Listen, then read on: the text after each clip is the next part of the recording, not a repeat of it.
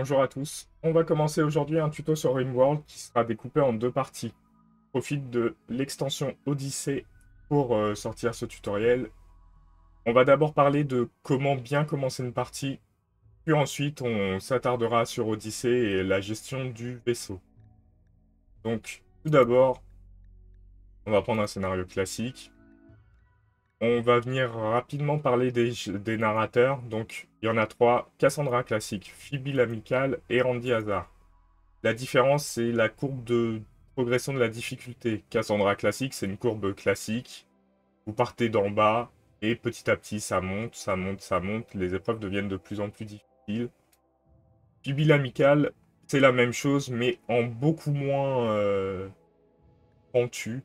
Ça monte, mais vraiment petit à petit. Vous avez le temps de bien préparer votre partie. Et Randy Hazard, en gros, c'est complètement hasardeux, donc ça peut être une courbe comme ça, et effectivement une courbe comme ça, ou alors ça peut faire hop, hop, hop, hop, hop. C'est complètement hasardeux, ou alors ça peut être dur tout le temps, et un jour un truc simple, et puis ça reste difficile. Donc si vous commencez, évitez de jouer avec Randy Hazard, ça peut être dangereux. Quand on débute sur RimWorld, je vous conseille Cassandra classique, c'est bien. Voire Phoebe l'amicale si vous voulez, mais Cassandra classique, ça permet de découvrir un peu tout ce qui se passe dans le jeu. Ensuite, vous avez le niveau de difficulté qui va de pacifique à perdre est amusant. Perdre est amusant, vous allez perdre très rapidement. Si vous débutez, prenez un des deux premiers. Et quand vous avez un peu plus d'expérience, passez en récit d'aventure. Ensuite, il y a le mode à choisir, rechargeable à tout mouvement ou engagement. Rechargeable à tout moment, au début c'est bien, ça vous permet de sauvegarder à chaque événement et de le gérer comme vous voulez et de vous améliorer petit à petit. Donc par exemple, vous subissez une attaque, vous sauvegardez avant, ça se passe mal, vous rechargez, vous refaites, etc. Mode engagement, c'est vous enregistrez quand vous quittez le jeu, la partie. Donc si un incident arrive et que vous perdez du monde, vous n'avez pas trop de choix. C'est, je pense, le mode le plus réaliste pour jouer, mais au début, mettez-vous en rechargeable à tout moment pour pas être rebuté par le jeu, parce que des fois, il y a des choses qui arrivent et c'est tellement injuste. Mais vous découvrirez petit à petit. Donc ensuite, on met suivant. Et là, on a créé un monde. Je conseille de laisser ça comme ça, c'est très bien. À la rigueur, vous pouvez peut-être baisser la pollution si vous voulez pas avoir la pollution, mais le reste, c'est correct. Sur les factions, je vous conseille de changer, d'enlever pirate pestilent et de mettre à la place une bande de pirates classiques. Ça permet d'avoir plus facilement des colons utilisables. Les pirates pestilents, ils nécessitent d'être drogués pour vivre et c'est pas quelque chose qu'on a forcément au début. Et c'est souvent eux qui vous attaquent au début. Ensuite, on génère le monde.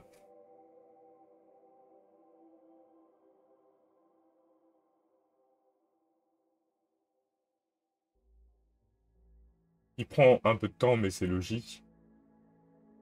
Et là, vous voyez, j'ai quelques modes. Je ferai peut-être un tuto qui explique pourquoi j'ai ces modes particuliers. Il y en a deux qui changent un peu le fonctionnement du jeu, les autres, pas vraiment. Donc, voilà, quand vous avez le monde, ça ressemble à ça. Donc, ce que je vous conseille quand vous prenez, quand vous commencez une partie, c'est de vous mettre plutôt sur le bas de la carte, parce que vous avez la période de culture. Déjà, si vous débutez, n'allez pas sur les zones banquises. Vous allez perdre très rapidement, il n'y a rien à manger.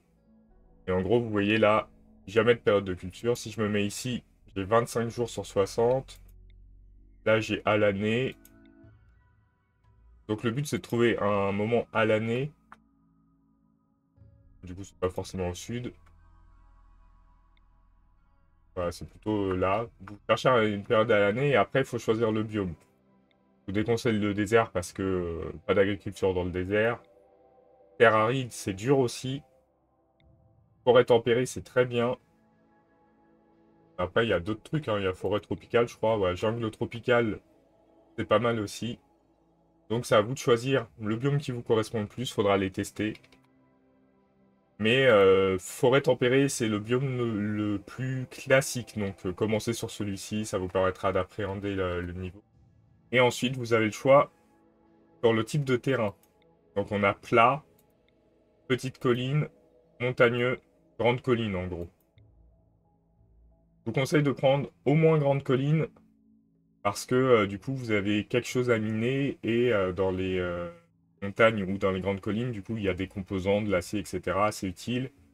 Et il y a aussi des blocs que vous pourrez faire avec le type de pierre qui est inscrit et ça vous permet d'avoir une base solide.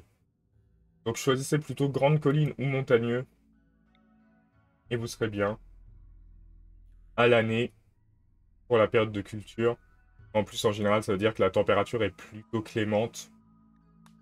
Et après, vous vous retrouvez sur l'idéolégion. Le tutoriel sur l'idéolégion, je le ferai plus tard. Donc là, je me mets en jeu classique suivant. Et je dois choisir mes colons. On doit choisir 3 colons. Et vous avez les compétences d'équipe en bas. Donc, les compétences importantes pour moi au début, c'est construction, agriculture, médecine. Ça vous permet de parer au plus urgent. Donc, il faudra des colons bons dans ces 3 domaines. Et on précisera à quel point.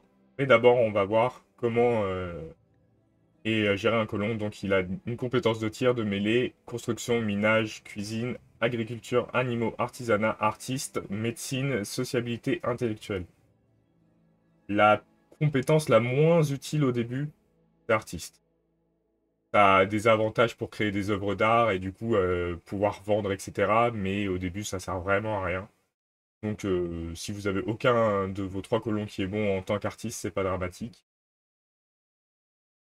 Prenez des colons qui ont accès à tir et mêlée sur vos 3 de départ. On va essayer de trouver un qui ne l'a pas, voilà. Par exemple, elle est incapable d'action violente, du coup elle n'a pas accès et elle pourra pas se battre. C'est pas très opti si vous voulez un bon début, d'avoir quelqu'un qui n'est pas capable de se battre.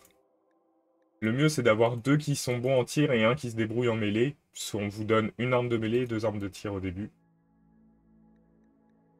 Donc là déjà on a un groupe plutôt pas mal, mais malgré tout, il y a des choses à avoir quand même. Je vous conseille d'avoir quelqu'un qui est bon en agriculture au niveau 8. Au niveau 8, on a les racines de vie, et les racines de vie, c'est ce qui permet d'avoir des médicaments naturels, on va dire. Et au début, on a un certain nombre de médicaments qui nous est fourni, mais ça part très vite. Donc il faut avoir de quoi se soigner. C'est important d'avoir quelqu'un du coup qui a agriculture 8. Donc là, je randomiserai elle, et avoir... ben voilà. Une fois que vous avez randomisé, quelque chose de très important à voir, c'est les éléments marquants et les incapables d'eux. Là, en l'occurrence, il est incapable de travaux intellectuels et d'artisanat. C'est un peu dommage, mais ce sera à l'agriculteur. Il n'aura pas spécialement beaucoup de temps pour le faire, donc c'est pas dramatique. Il est nerveux. Pour regarder si dans les éléments marquants, ça vous pose problème ou pas. Là, en l'occurrence, nerveux, c'est embêtant, mais c'est gérable. Là, sur ma personne qui est bonne en rien de particulier, donc je peux la relancer. Médecine, voilà. Et artiste torturé, donc elle a un effet d'humeur -8 tout le temps, c'est pas fou. Indépendance toxicomaniaque, c'est pas fou non plus. Et elle est pas capable de lutter contre les incendies, c'est vraiment pas fou. Surtout qu'elle a un lumbago. Donc le mieux c'est de relancer et avoir un autre médecin qui a au moins 5. Voilà, elle est incisive. Donc vous voyez, elle perd elle a un facteur de perte de certitude globale plus élevé. C'est pas dramatique. Elle n'est pas capable de faire travaux ménagers et cuisine. On s'en fiche un peu. Donc c'est pas trop mal. Donc là, j'ai mon agriculteur, j'ai mon médecin, et elle est capable de faire de la construction, celle-ci, donc c'est très bien. Après, elle a pas lutte incendie, c'est embêtant, mais c'est une tireuse prudente, résistance psychique, ça compense. Là, on a un groupe correct pour commencer. Mais après, c'est les conseils que je vous donne. Cherchez, testez, vous verrez ce qui vous convient le plus.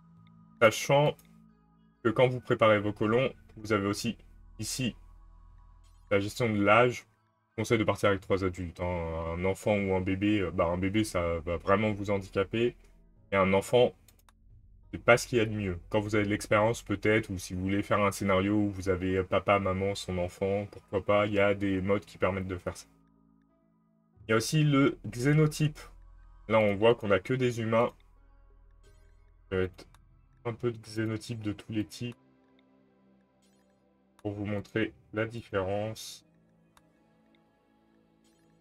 Hop, cochon, diabloïde, pestilent. Je reste sur l'humain pour le moment. Donc l'humain, aucun avantage, aucun désavantage, rien dans les éléments marquants par rapport à son phénotype. C'est le personnage classique. Là, on a le diabloïde. Donc le diabloïde, déjà, il a la capacité de crache-feu. Et on va en prendre un qui a toutes les compétences. Comme vous voyez, il y a deux compétences où il est nerfé, c'est l'agriculture et les animaux. Les nerfs sur tous les xénotypes, c'est des nerfs de -4. Donc là, on voit qu'en agriculture, la personne a 3, -4, ça fait 0.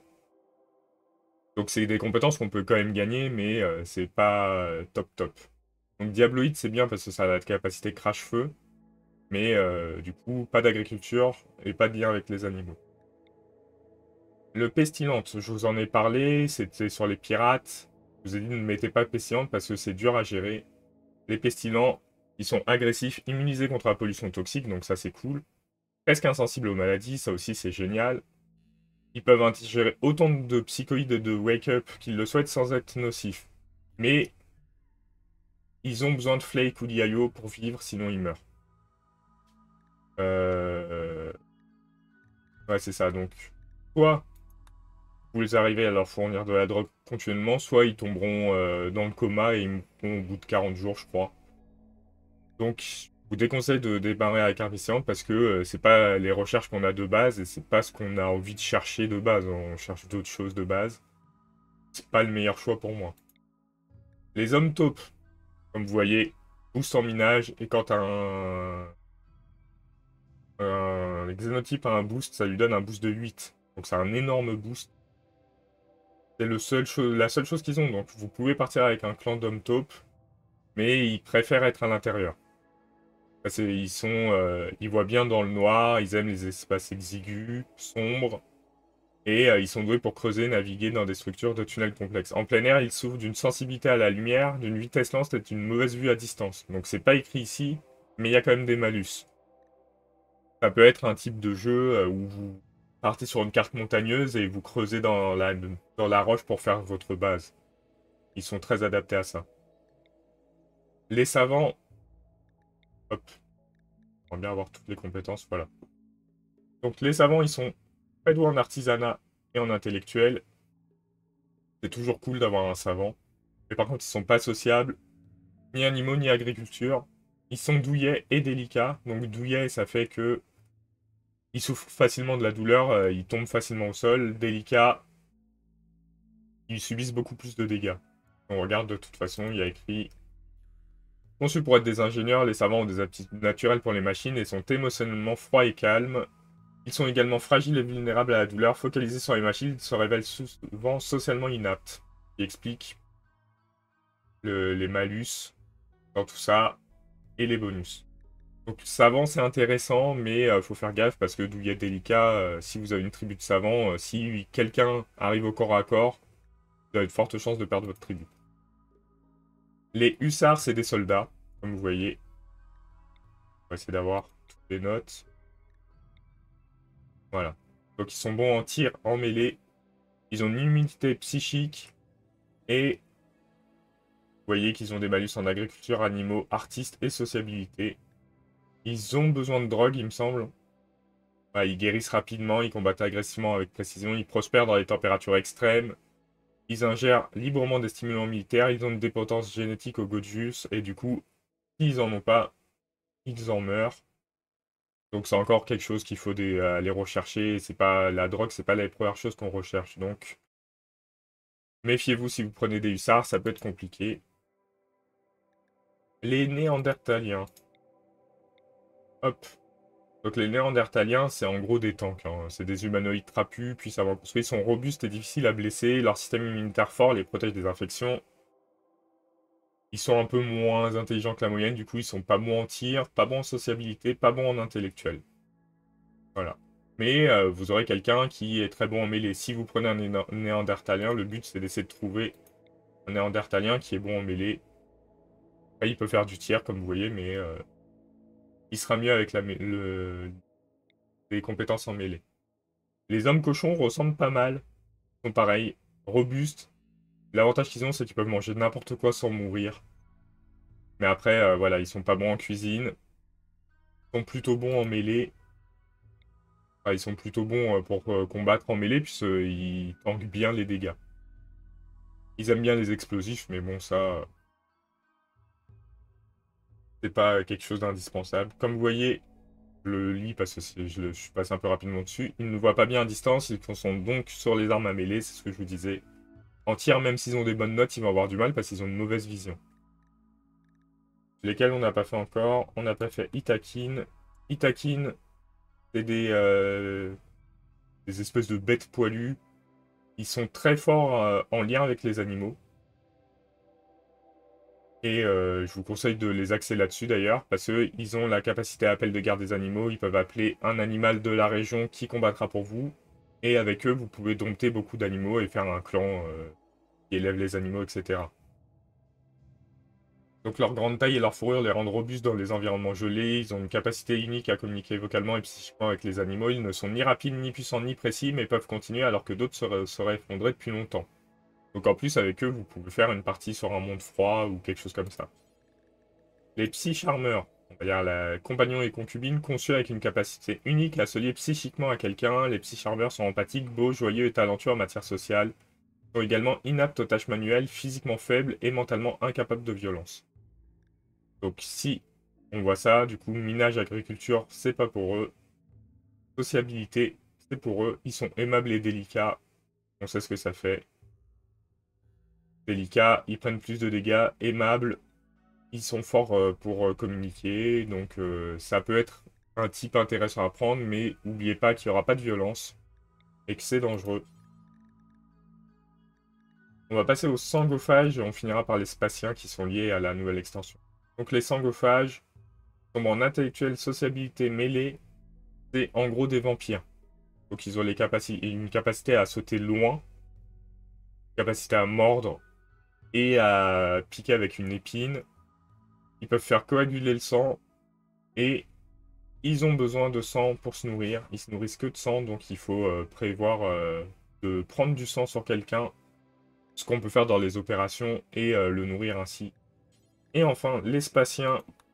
Les spatiens, ils ont pas mal de points faibles, un point fort.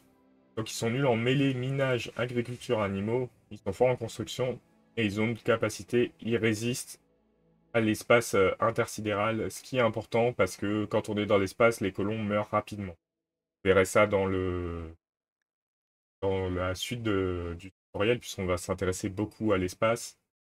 Et comme vous voyez, du coup, eux, ils n'auront pas besoin de combinaison, par exemple. Ils peuvent résister légèrement, enfin survivre à une brève exposition, hein. Donc ils résistent plus longtemps que les autres, mais il faut pas abuser non plus. Et voilà du coup pour la création des personnages. On s'arrête là et on bascule sur l'extension Odyssée pour vous expliquer les vaisseaux. Là sur ce scénario, on choisit pas où on arrive, on commence sur une plateforme. Donc on commence comme ça. On a un vaisseau tout petit, avec quelques étagères, avec des armes pour nos 3 colons. Donc je crois qu'on a un pistolet, une hache de brèche, et la dernière arme, elle est où? Elle est là. C'est un pistolet mitrailleur. Donc c'est les 3 armes qu'on a au début. Sur la plateforme où on est, il y a des panneaux de gravlite. Très important à ramasser, les panneaux de gravlite, c'est ce qui permet de faire le plancher des vaisseaux. On a l'acier. Il faut tout ramasser. Et vous allez voir, de toute façon, le scénario va vous expliquer, il ne faut pas rester dans le coin. Hop, en gros, sur ce scénario, on commence avec notre vaisseau et on est repéré par des mécanoïdes qui vont nous suivre éternellement. Donc le but, ça va être de détruire leur ruche. Ah, elle a pas de casque. D'accord. Normalement, ils ont tous la combinaison pour pas souffrir. Apparemment, on n'a pas de chance, elle l'a pas. Bon, on va la mettre à l'intérieur, hein. Elle va forcément sortir, on va la laisser comme ça. Donc c'est la première fois que ça arrive. Hein. J'ai un mort dès le début. Je comprends pas pourquoi elle a pas le casque. Enfin bref, ça ne m'empêchera pas de faire des explications. Donc, le scénario vous apprend que le processus de scannage de la ruche mécanoïde est sur le point de déterminer votre position. Lorsqu'elle localisera votre vaisseau gravitationnel, elle enverra une flotte massive de mécanoïdes pour vous tuer. Rassemblez vos provisions, puis fuyez la carte en sélectionnant la console de pilotage et en sélectionnant le lancement. Donc là, le but, c'est vraiment de tout ramasser. Normalement, vos 3 colons ont un casque. On ne voit pas pourquoi elles ne l'avaient pas. Parce que s'ils ont ni le casque ni la combinaison, vous voyez ce qui se passe. Brûlure, exposition au vide, et mort très rapide.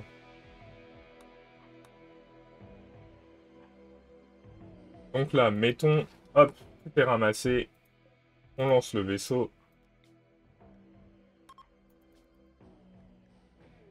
Et quand le vaisseau est lancé, hop, vous voyez la carte du monde. Et vous voyez le rayon où vous pouvez vous déplacer. Là, j'ai un petit rayon. Quand on choisit un terrain, plusieurs choses à savoir. Ouvrez l'onglet terrain. Évitez de choisir une zone où il y a une pollution. Trop de chances de mourir. Après, ça peut se faire, hein, mais pas au début de partie en tout cas. Et plusieurs informations à noter. Le biome. Les périodes de culture. La température moyenne. C'est le plus important. Moi, je vous conseille de prendre une zone montagneuse ou au moins grande colline. Ça vous permet de miner et de récupérer des blocs. Dans ce genre de zone, il n'y a pas beaucoup de matières à miner. Et dans les matières à miner, il y a souvent des composants, de l'acier, etc. Et c'est utile pour se développer. Et ça permet aussi de construire des blocs pour avoir une base autre chose qu'en bois. Mais enfin là, avec le vaisseau, c'est un peu moins important. Et du coup, ouais, je vous conseille de prendre une zone montagneuse. Essayez de prendre une zone où la période de culture est élevée. Donc là, vous voyez, j'ai pas trop le choix. C'est de 40 à 60 jours ou de 30 à 60 jours. Donc je prends le plus au sud possible. Et si j'étais là, par exemple, je serais à l'année et je serais très bien. Hein. Donc, partons ici, par exemple. Hop. Là, la navette décolle. On s'en va de la zone. Et en gros, à chaque endroit où vous allez atterrir, au bout d'un moment, la menace mécanoïde va vous trouver. Et il faudra partir. Vous aurez un certain temps, ce sera écrit. Donc pas besoin de s'inquiéter. Hop. On confirme la zone d'atterrissage. On peut déplacer où on veut. Donc là, vous voyez, je suis plutôt pas mal en ce qui concerne la zone où j'arrive. Quoique ici, ça aurait pu être cool. Mais comme j'ai un mode qui me permet d'avoir une meilleure zone d'agriculture, je suis bien ici. Donc, quand on arrive avec le vaisseau, on va faire une présentation rapide du vaisseau. Il y a la console de pilotage qui permet de lancer le vaisseau. Le vaisseau peut se lancer quand les propulseurs sont réparés. Et au début, la panne des propulseurs arrivera souvent parce que vos pilotes sont pas très doués, le vaisseau est pas très bon. Et le vaisseau est géré par le moteur à graviton. Donc qu'est-ce que ce moteur à graviton permet? Il permet plusieurs choses. Résoudre notre bug d'écran, excusez-moi. Alors, il permet, ce moteur à graviton, de poser du plancher. Toute structure de vaisseau, c'est le plancher. On peut le poser sur toute la zone. Et comme vous voyez, ça coûte de l'acier et des panneaux de gravlite. Panneaux de gravlite, c'est ce qu'on a récupéré sur l'espèce d'astéroïde où on était posé. Donc pour construire, facile, hein. Hop, on pose. Ça vous permet d'agrandir votre vaisseau. Ça permet aussi, ce moteur à graviton, de placer un amplificateur de champ gravitationnel. Qui demande certaines ressources. Là, en l'occurrence, ça demande du gravite, des composants de l'acier, mais ça demande aussi d'être posé sur un plancher de vaisseau. Donc c'est pour ça qu'il y a marqué un panneau de gravite pont, 4 aciers pont. Et vous pouvez le placer dans toute la zone de base du vaisseau, et comme vous voyez, ça sert à agrandir la distance où vous pouvez construire du plancher. On peut poser le plancher que dans la zone en bleu. Troisième chose qu'on peut construire, des propulseurs. Plus il y a de propulseurs, plus votre vaisseau peut aller loin. Donc c'est intéressant d'en avoir plus. Parce que quand vous vous déplacez, vous avez vu, j'avais une zone qui était à peu près comme ça. Et sur mon autre vaisseau, elle est beaucoup plus grosse et ça permet de se déplacer. Et dernière chose, réservoir d'essence. Parce que pour aller loin, il faut aussi de l'essence. Donc là, on est un peu limité parce qu'on a 500 au max, mais bon, avec les 2 réacteurs qu'on a, on peut pas les utiliser. Mais c'est important d'avoir à un moment tout ça développé. Ah, et la coque de vaisseau. Faut savoir que dans l'espace, il faut que vos murs soient dans cette matière, sinon les colons mourront bêtement, comme vous l'avez vu, parce qu'il y a autre chose qui arrive. Et pour ça, il va falloir que j'aille sur mon autre partie. On va sauvegarder, mais on supprimera le scénario, parce que c'est vraiment pas fou. Donc, hop. On va charger quand même, j'ai pas besoin des autres modes. Je les ai laissés, mais il n'y en avait pas besoin. Là, vous allez voir, c'est pas du tout la même chose. Hop, mon vaisseau est beaucoup plus grand. Donc ça, c'est la même salle de base, mais avec beaucoup plus de choses. J'ai étendu le vaisseau. Donc, qu'est-ce qu'on a de nouveau sur ce vaisseau? Déjà, on a des plus gros réservoirs de carburant et des plus gros propulseurs qui permettent de se déplacer plus loin. Comme vous voyez, j'ai des amplificateurs de champ gravitationnel. J'en ai 1, 2 et 3 qui me permet d'avoir un vaisseau qui peut s'étendre beaucoup plus. J'ai pu tester, on peut faire des zones extérieures au vaisseau. Et du coup, bah, moi j'ai mis des panneaux solaires et le scanner géologique. Vous allez voir pourquoi c'est important. Et dans les recherches, on a le GravTech élémentaire. Donc, quand vous prenez le scénario, vous l'avez déjà débloqué. Moi j'ai recherché GravTech intermédiaire. Il y a le GravTech avancé aussi que je n'ai pas fait. Que j'avance petit à petit. Ah si, je l'ai fait. Je l'ai recherché. Et qui vous donne accès à d'autres choses. Donc là, il y a ce que je vous ai déjà expliqué, plus l'encre gravitationnelle. L'encre gravitationnelle, ça empêche la carte locale d'être détruite lors du lancement d'un vaisseau. Parce qu'en gros, avec le vaisseau, on passe notre temps à changer de map. Et tout ce qui est sur la map disparaît quand vous partez. Donc l'encre gravitationnelle, ça vous permet de sauvegarder la map et de revenir dessus et de récupérer ce qu'il y a. Donc ça peut être intéressant si vous comptez faire des voyages et revenir à la même place. Pour le moment, moi, je ne l'ai pas fait parce que j'en profite justement pour explorer. Et du coup, vous voyez, le vaisseau peut être assez grand, hein.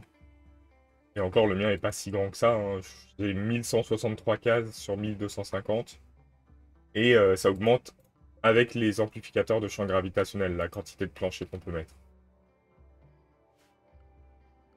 Si je vais... Je vais pas aller dans le monde. Je vais aller dans recherche. Si je vais dans recherche et que je vais dans le GravTech avancé, donc il y a l'assistant de pilotage qui permet d'améliorer les compétences de pilotage d'un pilote et du coup d'avoir moins de chances de brûler les réacteurs, etc. Brouilleur de signal, ça permet d'approcher de certains sites dans l'espace. Je vais vous montrer. Hop, voilà. Les quais astéroïdes, pour y accoster, il faut un brouilleur de signal. Donc je ne l'ai pas fait encore, je ne peux pas vous dire ce que ça donne. Je suis encore en découverte de l'extension.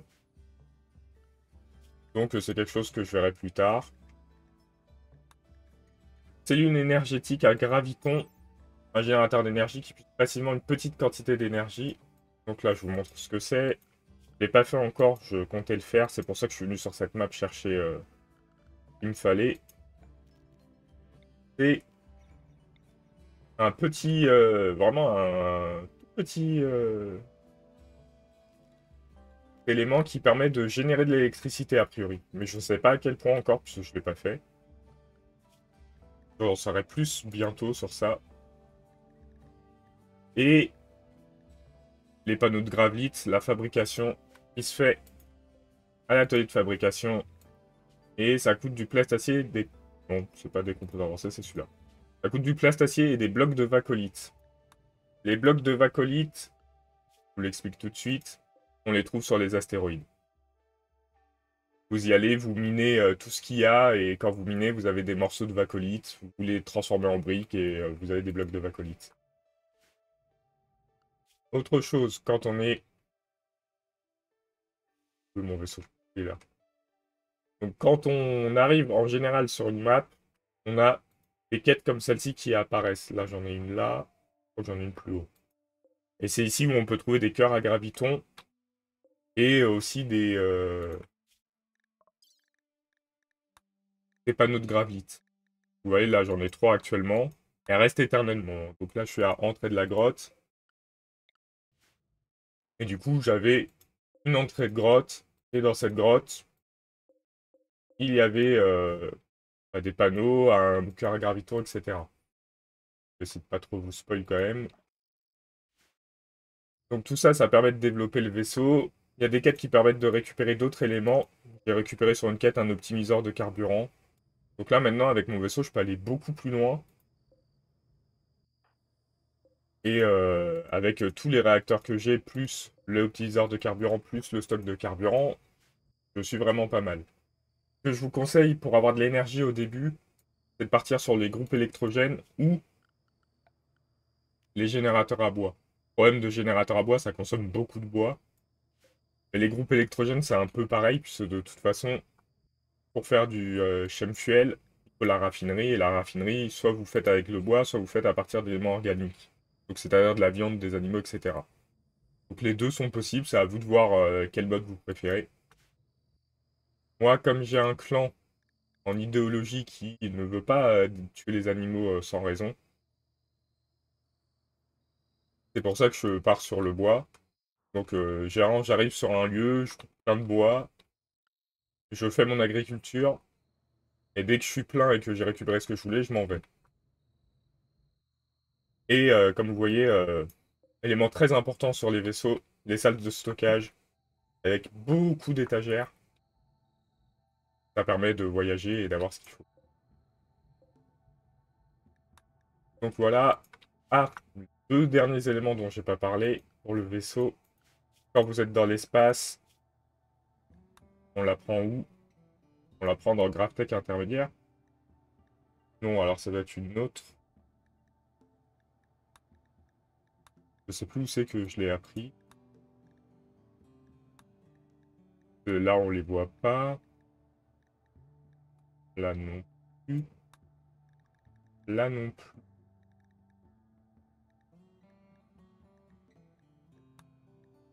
Enfin bref. Je sais pas où je les ai eus.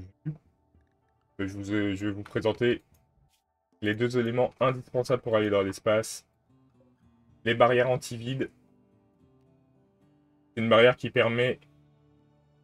un peu sas de décompression. Du coup, l'air ne rentre pas, ne sort pas. La température de dehors reste dehors et la température intérieure reste à l'intérieur. Parce qu'à l'extérieur, il fait moins 75 dans l'espace, il me semble. Dans le vaisseau, il fait la température que vous avez. Mais là où vous mettez des barrières anti-vide, il faut aussi des pompes à oxygène. Et les pompes à oxygène, ça permet de garder la pression oxygène dans cette salle. Ça crée un sas du coup. Si vous faites pas ça, bah vous avez vu le colon qui est mort même dans le vaisseau, dans l'exemple juste avant, bah avec ça, ça empêche de les avoir. Donc ne mettez jamais de mobilier important dans ce genre de sas. Moi j'en ai un là et un là. Et vous voyez, à chaque fois j'ai une pompe à oxygène. Une petite unité montée au mur qui libère de l'oxygène dans la pièce environnante, permettant aux zones fermées de se repressuriser dans l'espace, essentiel pour les longs séjours en orbite. Et la porte, quand vous lisez la description, une barrière ultrasonique qui empêche la dépressurisation dans l'espace, le champ compresse les molécules d'air près du seuil, empêchant les gaz de s'échapper tout en permettant aux gens de voyager librement à travers elle. Une barrière antivide ne fera rien pour empêcher les intrus. Donc ce que ça veut dire, c'est que quand je suis posé à un endroit normal ou sur une planète s'il y a des ennemis, Moi, là, les ennemis ils peuvent rentrer directement dans le vaisseau, hein. Ils sont bloqués par ces portes-là, mais ça, non, pas du tout. Ils rentrent et ils ont accès à ces salles. Donc, il faut faire attention quand même où vous les mettez. Et à rien mettre de trop important. Genre, si vous avez des prisonniers, vous mettez pas votre prison ici, ça ne marchera pas. Donc voilà pour le tutoriel sur ce mode de l'espace. Un mode très intéressant, moi je trouve, qui apporte beaucoup de choses et qui crée un style de jeu nomade avec ce scénario qui est intéressant. Donc, si jamais vous avez d'autres questions ou d'autres soucis, n'hésitez pas à poser des questions en commentaire, je reviendrai sur certains points. Mais normalement, je fais à peu près le tour de ce qu'il fallait et vous avez déjà pas mal d'infos. Je vous souhaite une bonne fin de journée. À plus!